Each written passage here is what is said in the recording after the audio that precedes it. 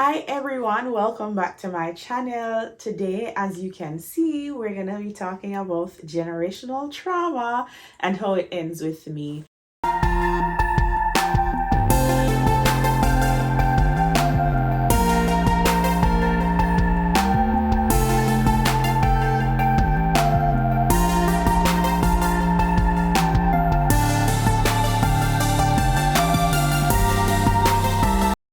So back in the days when I was younger, I used to have this philosophy of writing to make things right. What that meant is that I was able to write or journal at the time about things that would impact me, things that affected me, and it would provide me the opportunity to get things off my chest. It would also provide me the opportunity to express how I was feeling, and it was a form of therapy for me. If I didn't want anyone to read it, I was able to burn it and discard of it. And somewhere along the line, adulting got in the way and I just stopped journaling completely. On my journey to 30, I decided I needed to pick it up because it was my way of self-reflection. But not only that, but it also gave me an opportunity to break things down and to visualize things. I believe that I'm a visual learner. So once I was able to visualize things, I found that I could problem solve better. So in journaling for my journey to 30, I found that there were some unhealthy, unproductive, and unbecoming habits I had learned from my childhood and the way in which I was grown, and it needed to stop with me. It needed to stop right here before I walked into the next decade of my life. So to provide a little bit of background on me and my generational trauma, I was raised by my grandparents in what people call rural Jamaica. I don't classify it as rural, but if you say it's rural, it's rural. I am from Savannah Lamar, Westmoreland. My grandparents, now that I think of it, they have some child rearing techniques that I personally don't agree with, and they have some habits that I now know isn't the best option. However, I have to give them their props because they did the best they could with what they knew how to. A habit that I found was not the best is saving. Like, I grew up knowing and seeing my grandparents save. Every single thing they would do was saving. And don't get me wrong, like, because they were able to save, I was able to do a lot of stuff. However, for the wealth that I want to attain, saving might not be the best option. I realized this was my grandfather has some money in a fixed account. One day he asked me to read the bank statements that the bank provided of that year. And when I looked at what the statement said, I was in awe, because approximately $500,000 in an account for 10 years, my grandfather was getting $126 on his almost $500,000 as interest in his fixed deposit. In that moment, I knew something was wrong. But guess what? He didn't see it that way. That was just one of the habits that I think that needs to stop with me. Yes, I need to save, but at some point I need to bring that saving into investing and bring that investing into, having multiple streams of income. Now, in relation to the child rearing techniques that I don't agree with is the whole thing of children should be seen and not heard. Those children that are supposed to be seen and not heard, what happens to them when they turn adults? They're unable to communicate how they feel. They're unable to communicate effectively. What kind of social beings are we developing if we continue? Also, because I was raised by my grandparents, obviously, like, I did not live with my parents. In 12-year-old me, it did not sit well. It was a form of rejection for me, because imagine a 12-year-old going through whatever she's going through and not having a full understanding, and that it's not that they are rejecting you, it's not that they don't want you, but it's that they felt that you would have been better off in the location that you are. Not living with my parents caused me to have issues with rejection, not feeling good enough. Like, all of my other siblings got an opportunity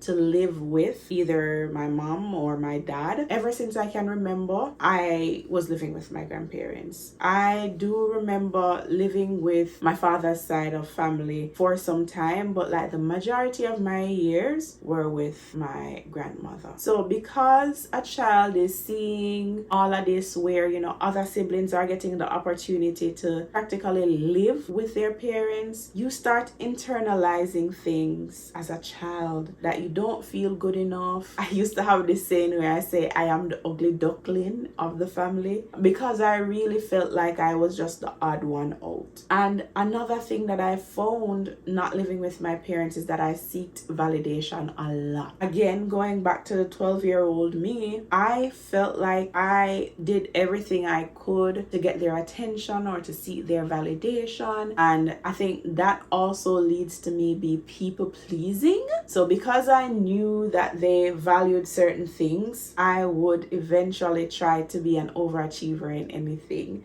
Academics, if it is that I was going to do a sport, I wanted to be the best so that, you know, my parents or my grandparents would be proud. If it was the performing arts, I wanted to be the lead in everything. I just wanted to be enough in every single thing and be the best at it. So as I got older, another thing that I realized is that I blamed my grandparents and my parents for a lot of stuff. For years, I would always say like, if them did do this, then I would be this. Or if them did this, then I wouldn't have it so hard. Or I would not be experiencing this. Or if they did this, I would have known how to do this. I was just always not taking accountability and always putting the blame on them. That was me in a victim mentality. And at some point, even though, yes, they may not have done something that you wish they had done, but you have to extend grace to them in knowing that they did the best they could with what they had.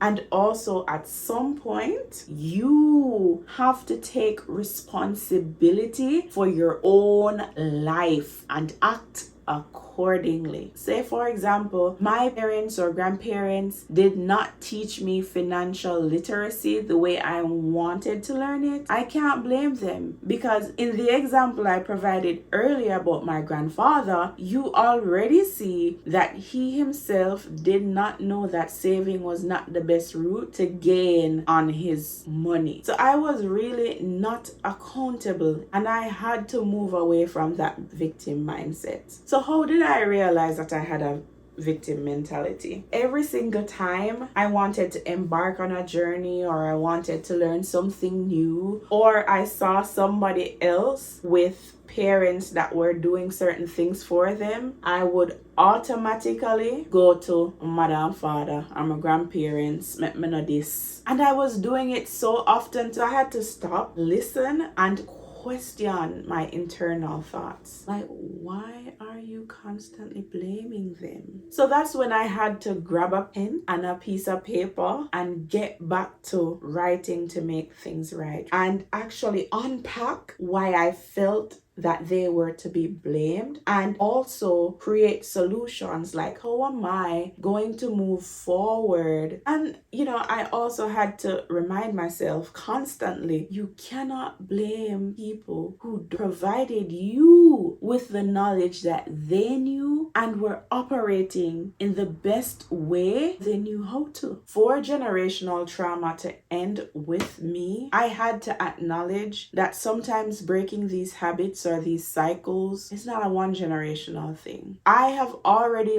made strides in breaking certain things, especially starting from scratch. For example, like my parents and my grandparents, I don't think they finished secondary education, which is high school. And so for me, that cycle was already broken because I graduated high school. I am a 2-time college graduate, and now I am currently pursuing my PhD. I am the firstborn for both both my mother and father. I've already seen with my siblings where 3 have already graduated college. 2 is currently in high school, 1 at primary school, and the other is at infant school. So the next thing that I'm looking towards achieving is financial freedom. And with this, I have already moved a step further than my grandparents, because I know that saving is not going to do it. Even though saving is a part of financial freedom, I truly believe that it is the first step we have to take in order to move to real financial freedom and building real generational wealth. I still have like a far way to go where financial freedom is concerned, but like even just having that understanding, I think is progress, and I am all for progress. And so for the final 2 things that I spoke about that were also generational is seeking validation and my communication issues. So starting YouTube was a way for me to improve my communication and to break the habit of seeking validation. This was a part of my growth journey. If I constantly put out videos, if I constantly speak, I am already improving my communication.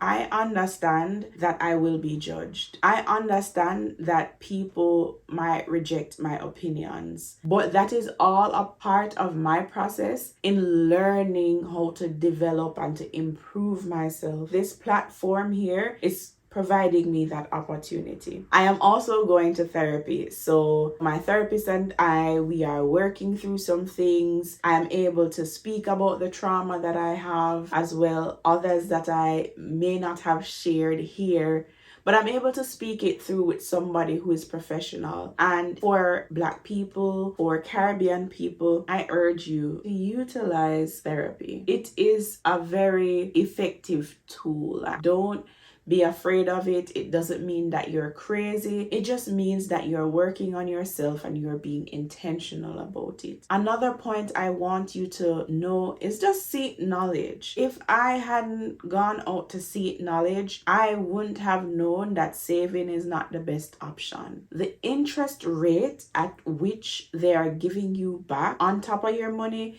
makes no sense. And so if I didn't seek that knowledge, I wouldn't even know. Also, I think writing is a good way or a good form of therapy because it allows you to be in tune with yourself. It allows you to ask yourself some hard questions that you might not have if you weren't present or in tune with yourself. Write it down on paper, come up with the solutions, be intentional with how you approach it, and actually do the work to get to where you want to go. Michelle, like yeah, so we must do all these things, but oh, we're gonna know where to start. I didn't know where to start. I read books, I watch YouTube channels, I also listen to podcasts, and so those are some of the things that I do to better myself. I hope you found some nuggets that can help you on your own journey. You can comment below on some trauma that you are working on. When this video is published, I would be 11 days out from my birthday. And so, it's just me being intentional that I'm entering the new decade, right? On purpose, and I'm showing up for me. And the best way to show up for me is to do the work. Thank you so much for watching this video. Please like, share, and subscribe. Until next week, see you. Bye.